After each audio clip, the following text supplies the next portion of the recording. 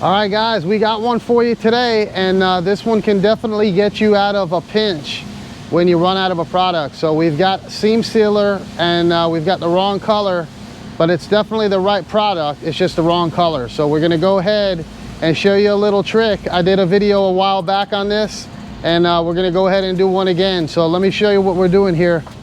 We went ahead and we put this rear body in this car here, and we do not have the white seam sealer. You guys see it's white, and we have more of a cream. So I'm going to show you a little technique that I do that'll help the body man as well as the shop and get this job looking the way that it needs to. So we're going to pull this one in, get it cut in on the inside, and I'm going to show you my little trick. All right guys, so we went ahead and we scuffed down and sanded the whole inside of the trunk, and we went ahead and e-coated it. So you want to make sure that you scuff it well, clean it, and I like to spray an edge primer down. These here are just a 1K product, so make sure you put down something that's a 2-part product for adhesion. This is just to get the color, and this works well. So they make different varieties of these, and you can get the light green, olive brown, and a whole variety of these by Sem. So, but make sure you treat it good and scuff it good and clean it. So we went ahead and did that, and I'm going to show you that now. So you guys can see that it's all painted now, and it matches the OE look. So we went ahead, scuffed it, cleaned it, and now you guys can see here where the sealer is beige, and we got to go for more of a white sealer here. So usually you would paint this and then put your sealer on after the fact, but we knew we didn't have the right one at the time, so we just wanted to get it sealed up because I was going to go ahead and paint it after the fact here. So now that we got it all ready to go here, I'm going to show you what I do. We're going to go mix up some color. All right, so we're going to go over now to the mixing bank, and I'm going to try to mix up a whitish color that matches that seam sealer, and we're going to go ahead and cocktail it up, put a little engine bay hardener in it. That's way it's solvent proof, and we're going to go ahead and brush it on. So we're going to start out with the white, which is 400. We'll put a little black, some yellow in it, and we'll get it kicked around to the right shade, and I'll show you guys what I do.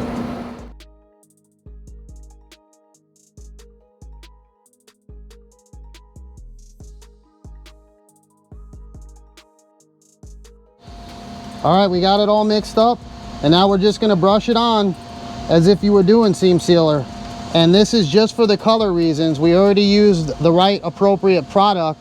We just didn't have the right color at the moment. So we want to keep this job moving, and you want to just go ahead and brush it on. Don't get crazy. Don't worry about it, because you can always go back and clean it up later when you're done. But you just want to brush it on.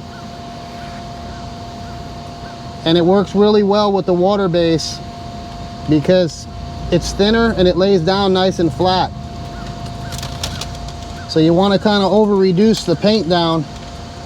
That way it'll leave some of the marks from the seam sealer itself. So just go ahead and start brushing it on, and I'll show it to you guys in a minute. And I'll show you a little trick once we get done to get it to really look like it needs to.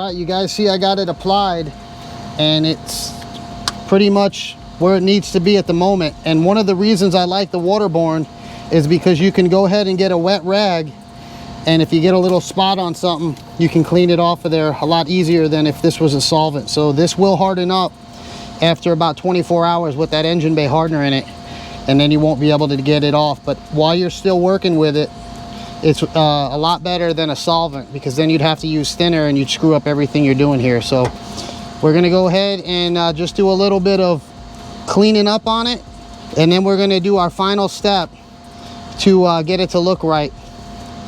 So let me go ahead and do a little bit of cleanup, but you could just wet your rag, use like a waterborne cleaner, and you can even brush over it where you need to blend it in here. You see where we blended into the original seam sealer? You could always take a rag and kind of fade it into what you got already on it. So once we get this finished up, it'll look like nothing was done. All right, so we're gonna go ahead and mix up our color for the outside. That way we have it already ready when we get in the booth here. So we're just gonna check our chip and use some of that when we do our cut in. So looks like we're gonna be going with the either the Prime or the Vivid, Angle Vivid on this one. So, and I'm thinking I'm gonna do the Angle Vivid, the middle one here. So let's go ahead, we'll mix that up, and then we'll do our little technique inside here and get this thing finished up. All right, we got our color mixed up, and make sure you wear a mask, because you'll be deep in that trunk and it likes to get fumes on you pretty heavy in there. So we're gonna go ahead and do our little candy gloss on it, and I'll show it to you guys.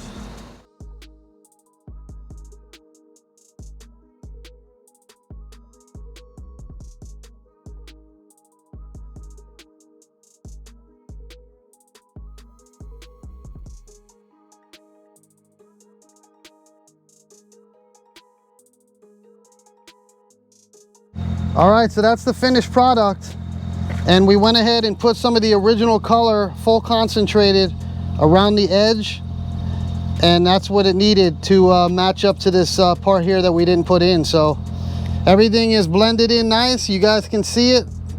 There's the factory seam sealer, and ours is blended in. We glossed over the top of it, and now we got a factory look in here. So hope you guys liked it. If you're ever in need of doing this, it's definitely a trick that'll get you out of trouble and keep the car rolling through the shop. So a good buddy of mine, Mark, showed me this, and now I'm showing it to you guys. So we'll see you on the next one.